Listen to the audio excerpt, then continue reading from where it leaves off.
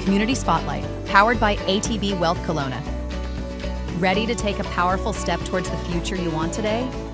Connect with local advisors at ATB Wealth Kelowna to get started.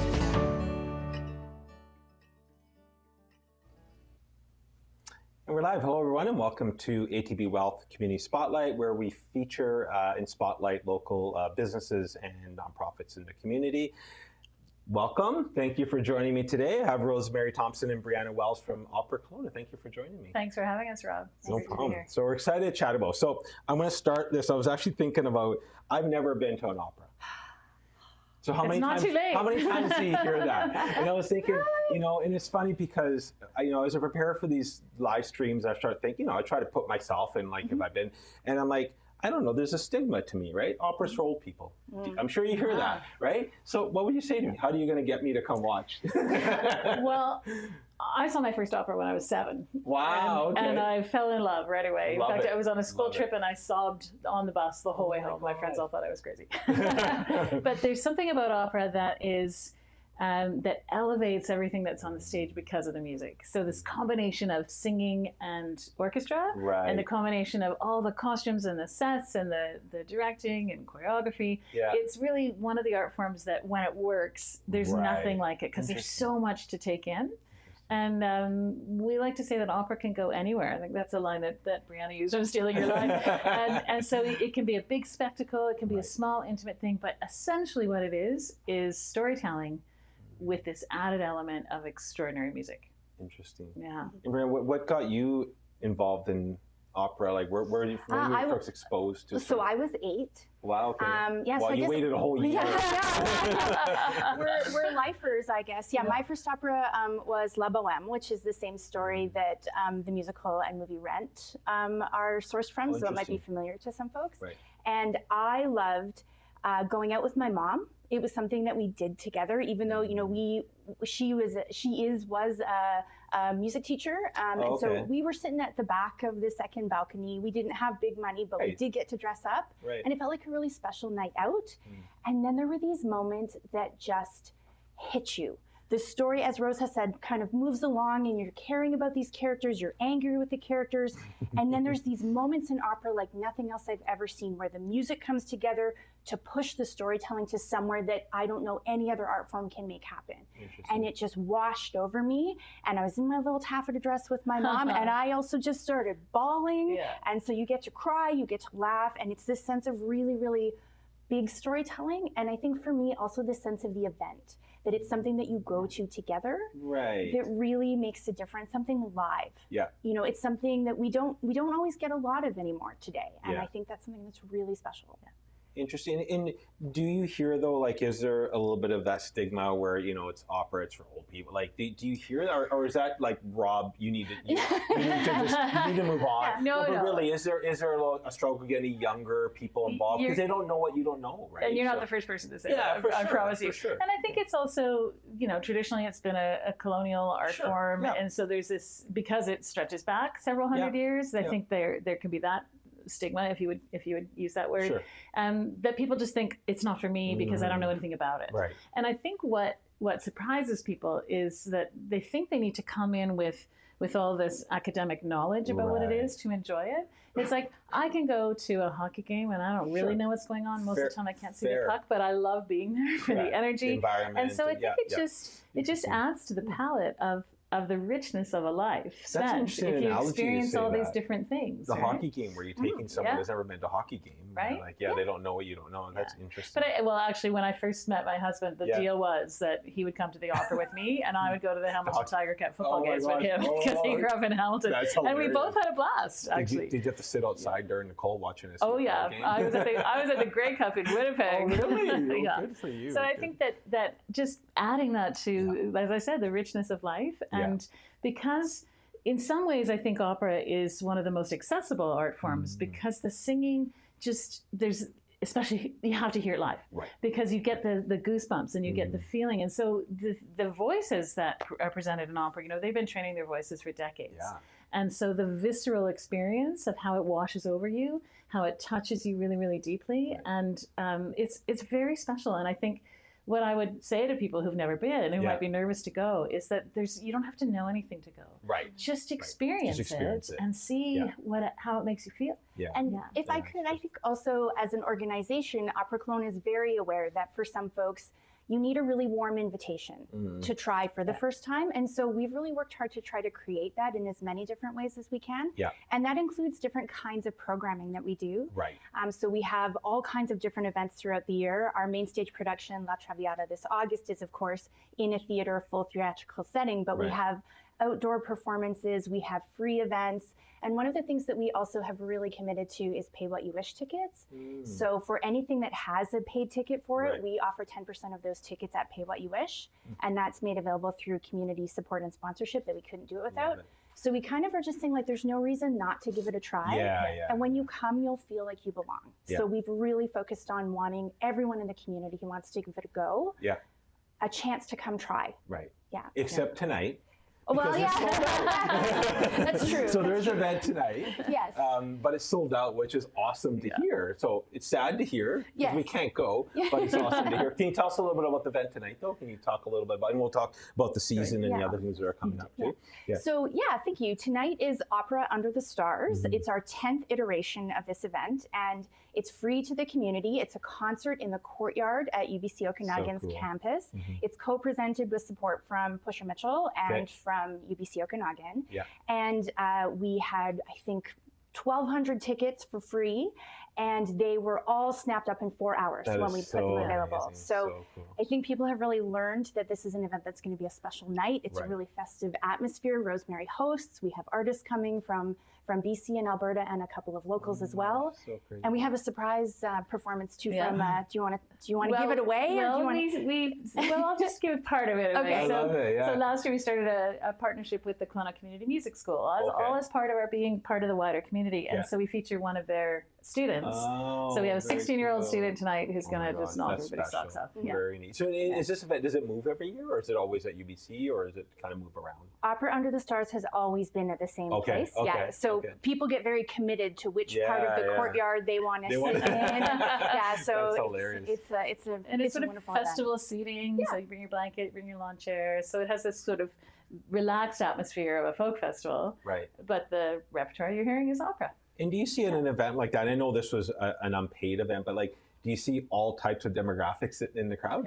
Like at 1,200, like that's a lot of people. Like, Well, in the replication of our experience, we see families there. So we see kids who are 6, 7, 8 years old. And it's many of them, it's their first taste of opera. So it's really exciting. That's very neat. Starting their journey. So is that the first event for the season? It's the first event of sort of our summer season.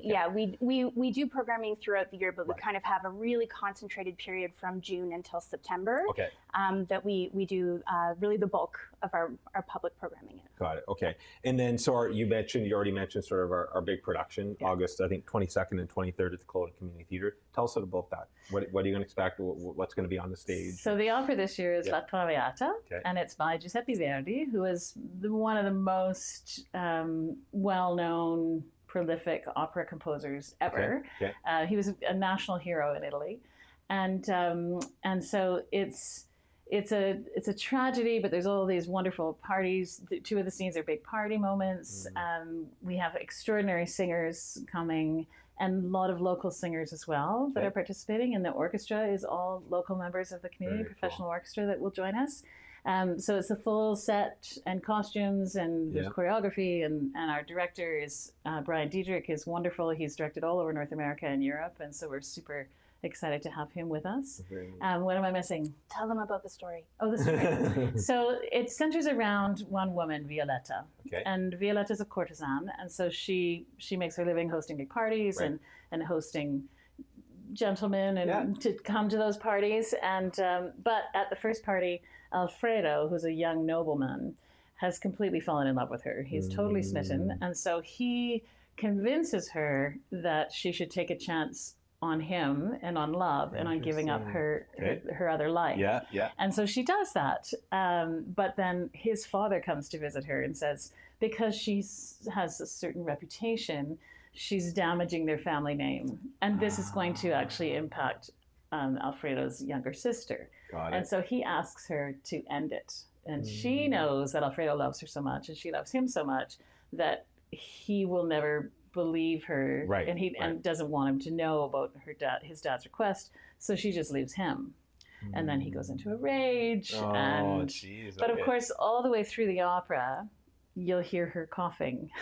Interesting. And she actually has tuberculosis through the whole thing. So there's a little bit of Moulin Rouge was taken a little bit from the story. And actually the story is based on a French novel. So it's had many different iterations to get to where Verdi used it for his opera. Yes. You know exactly what opera is about. So the party scenes, there's chorus and they're really fun and uplifting, and the music is very exciting and super fun. There's a whole ode to toast to wine and the joy that it brings us. And then there's this more intimate moments of real suffering and questioning, and a story that could be told today. Right. And that's the greatest operas are timeless. And they really play on the human emotion, and as we said earlier, the music elevates that to a place where it's cathartic.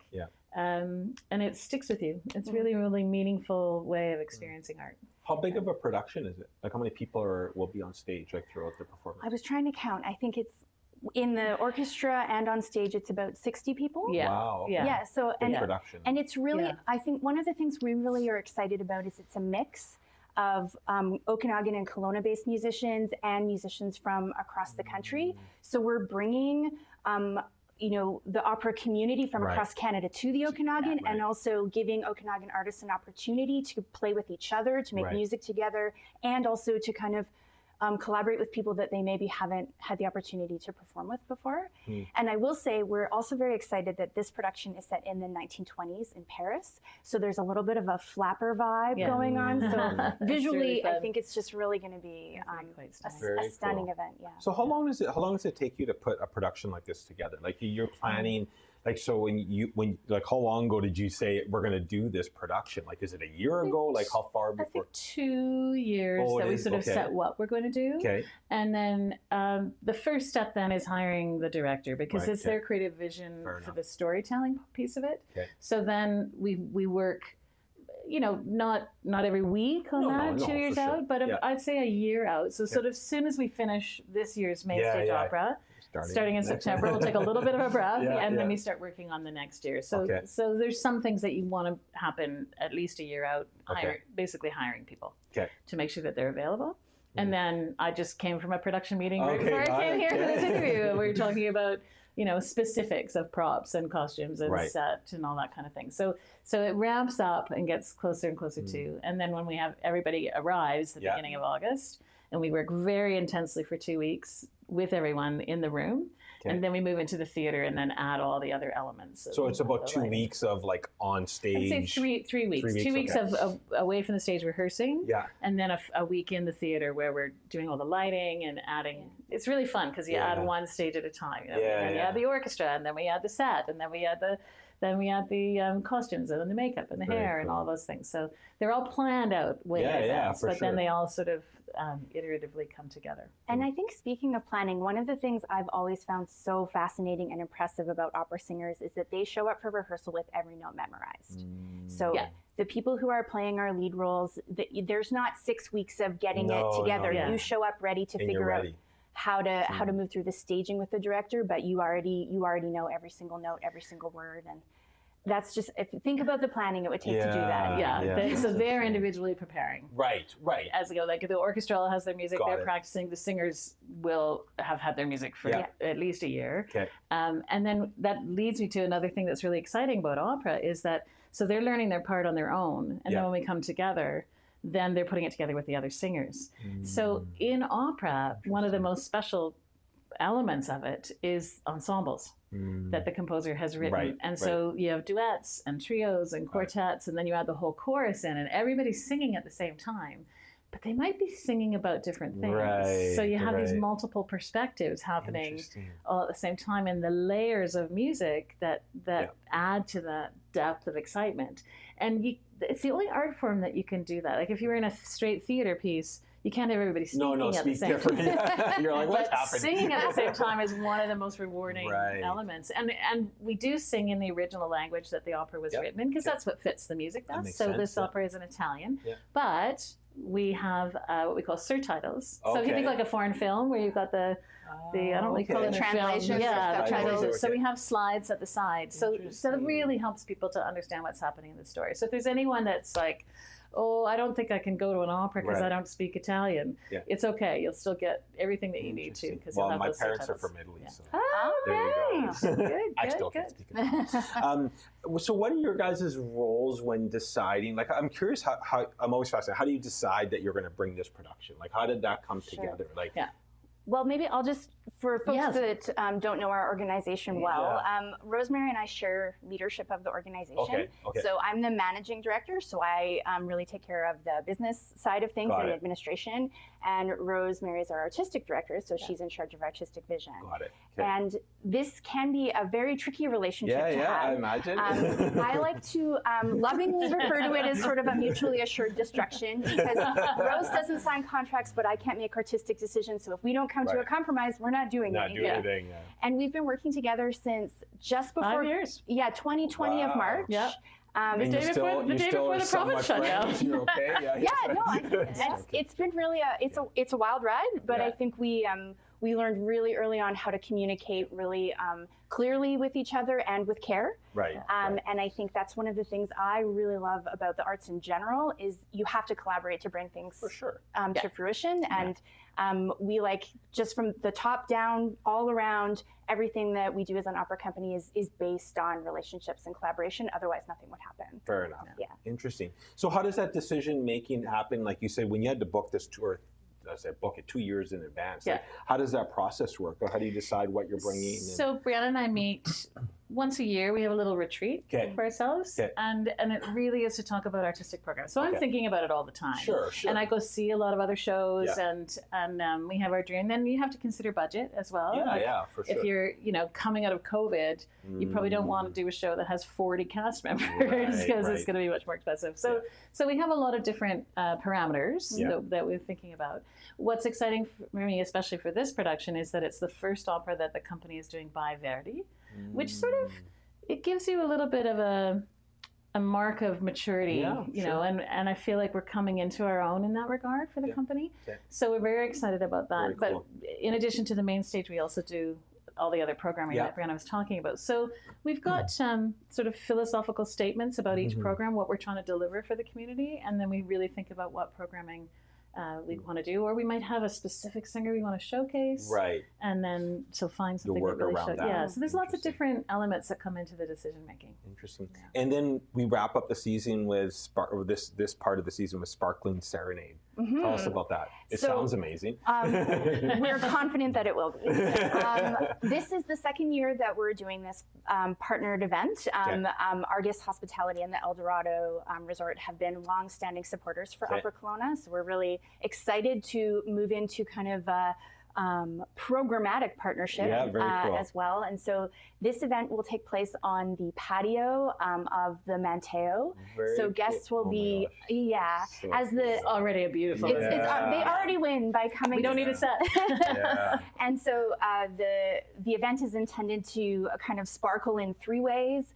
You have the sun setting over the water of Lake Okanagan. What more could you ask for? You have the sparkling music delighting your ears from, we're going to have a trio of singers and a string quartet, and then I'll be playing some keyboards. So it's like it's a very intimate way of sharing some music. And then the third sparkling is the delicious treats that the crew at the Manteo's restaurant Maestros will be putting together. So folks can decide what it is that they want to have for dinner. And then there's also an opportunity, if they want to stay after, meet the artists and take part in a dessert buffet. Oh my God. So again, we're really just trying to think about, opera is this sensorial experience. And so for us, this was this next level of kind of including the food and also the landscape, the beautiful space we live in.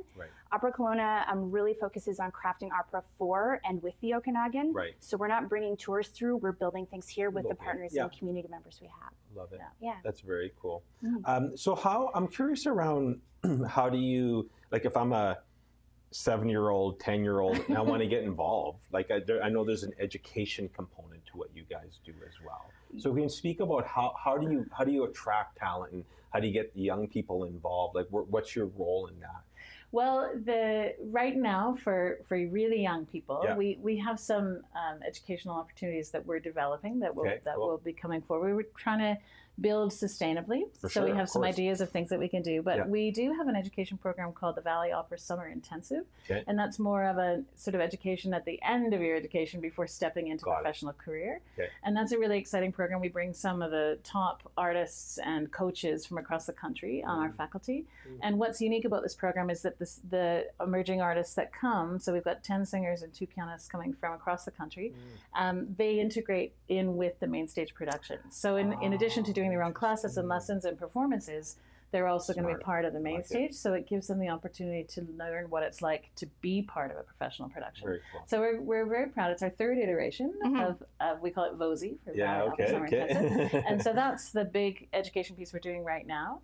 But we're excited to launch some new initiatives as the years unfold for some younger opera goers. And I will say also that one of this is a sneak peek because it's not public yet. So you're breaking some news here. I love it.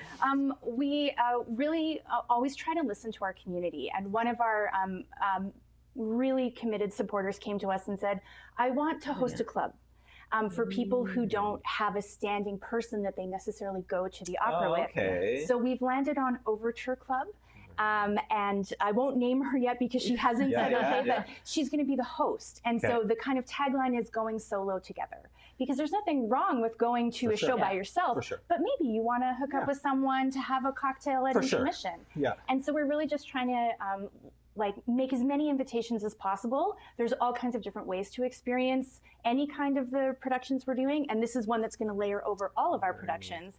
And it's free to sign up, and then it's just really a network of folks saying, "Hey, I was thinking of this.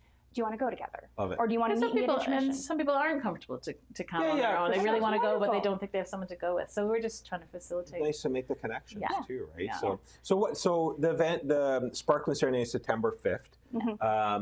Then what happens? Other than we get 1 week off. You're going to go for some wine. What happens after that? Sure. With the next program? It's a great question. So we unlike a lot of performing arts organizations that you might expect this season to kind of run from maybe October, November through to spring, we sort of run from February to September.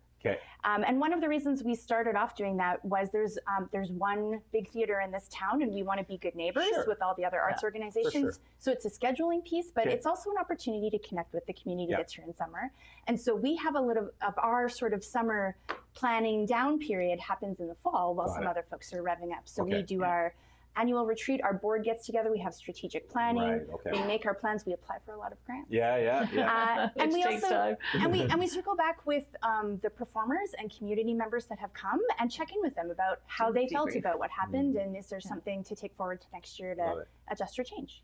Very cool. You mentioned that you're playing, I think you said piano at the, so are you guys ever been on stage? Like, have you been in the opera? Have you actually been in performances? I actually conduct the opera. Okay. So I'm in what we call the orchestra pit, which usually when I come in, I say to the musicians, "Welcome to the pit." So at the Kelowna Community Theatre, we take off the front of the stage floor, and then we create a little orchestra pit. So I'm conducting, but in some of our smaller productions, I'll often play. And sometimes play with a small group of musicians. So I sort of conduct from the piano. So that's my role, and different artistic directors, depending on their skill set and their background, will have different roles to play. Some artistic directors are actually stage directors. I am not, so we always bring in a guest stage director for that. But so I'm very involved in the musical, both preparation and the performance. How about you, Brianna? Have you been on stage? I was in one opera once when I was very young in a big children's chorus. I was a bird. I don't have aspirations to be on the stage. I think this is one of the reasons why I so enjoy working with Rosemary, and I think why we make a great team. I we're running events in the front of house and behind the house as well as the performance, which is part of creating that kind of holistic experience. And so I have a great team of volunteers and staff where we're talking about, are we going to serve gelato on the lawn before the performance? And what does after the show look like? So Brianna's running around doing all of that while I'm backstage. However, I will say, last year at our main stage production, we had several people go down with illness at the very last minute, and Brianna just jumped in and became an assistant stage manager. I didn't know what I was doing, and the stage manager kept saying, "Brianna, your mic's on. Brianna, your mic's on." I didn't know how to turn it on. But we got through. Yes. As long as the show gets on, whatever it takes. People never see what happens behind the stage. Exactly. Probably a good thing. So I'm curious I'd love to wrap up with a person like myself, maybe haven't been before. What would you say to someone? What are they going to, we've talked a little bit about it. What's the experience? Maybe what are we missing out on? How would you say someone that's maybe sitting now listening going, maybe we should go? What would you say to them? I mean, for me, so much of it is about the music. And not just the music itself, but the way the music is performed. And opera singers are they're unique artists. Fair enough. The act of singing opera is an athletic endeavor. They're not mic'd. I mean, on tonight's, because we're outside, we're mic'd because it'd be totally different. But when you're in a concert hall, they're not. They're just their voice, and the voice itself is so powerful and so beautiful. And so part of that is the this atmosphere of wonder of how they even do that, and that kind of excitement. So if you haven't experienced a live opera singer, it will just make you feel a way that you've never experienced ever before. And when you layer that in with what they're singing about and the relationships that they're singing about, I mean, I don't know anyone that doesn't go to movies, enjoy movies, but when it's live, it's still that storytelling. So the idea of the musical storytelling just amps the storytelling up, and it really touches us in our humanity. In a way that no other art form that I've experienced really arrives there. So I would just, as Brianna said, a warm invitation to check it out and see. And I'm always in the lobby after, and so is Brianna, and we love to hear your feedback. So if you come for the first time or at any time, please come and let us know what you thought. Because I've been involved in this art form for so long that I always have to kind of remind myself, what's it like for someone coming for the first time? So I'd love to hear about their experience. So what would you add to that? Well, I just thought of our Page to Stage event. Right. So one other thing we're doing this year, this is a specific thing, but I think for some folks, the sense of not knowing what to expect can feel like a reason to not want to give it a try. And so one of the other things we're doing this year is we've partnered up with the Centre Culturel de Francophone de l'Okanagan, the French Cultural Center, and we're doing a bilingual event we're calling From Page to Stage that talks about the French play, it was a novel, then a play. Rose is going to talk about the music. We have a professor from UBC going to talk about 19th century Paris. I'm going to talk about pop culture, which is one of my favorite things. And the star of our show is going to sing a little bit of the music. So it's a free event and a chance to kind of get a sense of what is exciting to other folks about the show. And when is that? That's going to be on July 30th at the French Cultural Center on Bernard and Richter. So registration's free, and you can find all these links on our website. That was my last question. So people are wondering, is that the best place to go? Go to the website. That's where everything is. Follow us on social. Absolutely. We're on LinkedIn and Facebook and Instagram. www.operakelowna.com. We'll have all of the information that we have posted. And honestly, I'll also say we have a really passionate group of folks that work with us. We want to hear from you. So if people want to talk to us, she's super friendly. Let us know, and we can find an opportunity to connect. We always want to, again, just make the most broad invitation possible. Love it. Well, thank you. Thanks so much for having us. I really enjoyed the discussion and a little bit of insight. Hopefully, that I hope in these things is just maybe there's someone listening like me that's like, maybe we should go. Come and check it out. Just check it out, right? Because I was the same growing up. I like theater. So I used to go to theater, but the first time I'm going to theater, I'm like, whoa, this is really cool. Now I like theater. So you just got to go. You just got to, and I think we need to support groups like like Opera Kelowna and all the other arts, because we're not going to have them if we don't support them. So we 100%. Need to go out and support this stuff. And if you think about, opera was the historical leader into musical theater. Yeah. So anyone that might be a musical theater fan, right? It's not that different. Not that different. It's just that we sing all the time. But better. Yeah. Well, we would never say that. Musical theater too. Different. Just Love different. It. Well, thank you so much. Really appreciate chatting. And we encourage anyone that's listening or watching that if you want to learn more, go to operakelowna.com. All the details are there. All the events are there. Site's updated, and you can buy your tickets there. And hopefully we'll see you on August 22nd and 23rd, Kelowna Community Theatre, or the Sparkling Serenade September 5th. So thank you for joining, and we'll see you next time. Thanks so much for having us. Thank you. Yeah. Bye-bye. Thanks. Community Spotlight, powered by ATB Wealth Kelowna. Ready to take a powerful step towards the future you want today? Connect with local advisors at ATB Wealth Kelowna to get started.